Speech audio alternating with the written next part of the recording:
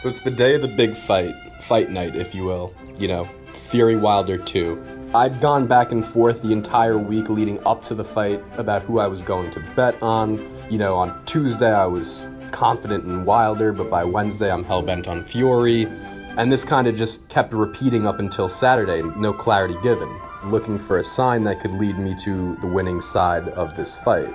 That leads us to Fairway, where I stopped after my morning cardio to pick up a nice cool kombucha tea to relax on. So I walk into Fairway, I grab the kombucha, I walk towards the register, and as I get on the line, I notice that there's an old, decrepit-looking man wheeling a wagon who thought he was before me. And we exchanged some words, but he's an old guy, so I was trying to be as respectful as possible. And it got to a point where he dropped his age as like reason for why I should go first. And I was just like, man, like, lived a long life.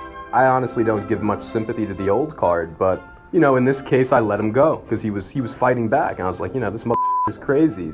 So I let him go, he rings out, I ring up my stuff, I walk out, and as I walk into my car, I notice that he's struggling to get his groceries into his.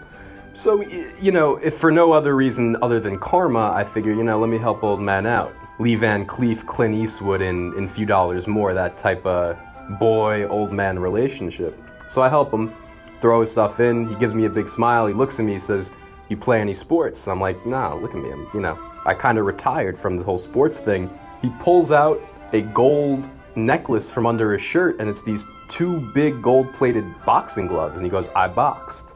And I'm like, you watching the fight tonight? And he goes, who's fighting, Lomachenko? And at that point, I kind of just assumed this guy didn't know what he was talking about. He was like an old kook or whatever. But he proceeds to speak at length after I tell him it's Fury and Wilder about each of the fighters, their strengths, their weaknesses. And it gets to a point, I ask him who he's got. He goes, Wilder can't box. Fury can box a little bit. Take Fury. And I'm like, shit, like, you know, there's my sign. Long story short, before the guy leaves, he says, yeah, I boxed for Armenia in the 60s, took home a medal in the Olympics.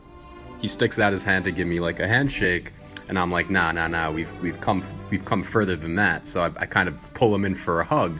And as I pull him in for a hug, he reels off like 4 or 5 quick shots inside, you know, kidney punches, pop, pop, pop, pop, pop, before I could even like look up. And I just smile at the old bastard, and I'm like, yeah, you still got it. So I go home and I, you know, empty out the account on Fury. And man, by the time that fight got stopped in the 7th round, all I wanted to do was thank that old man for the tip. But I'll see him around. I'm in that fairway pretty often.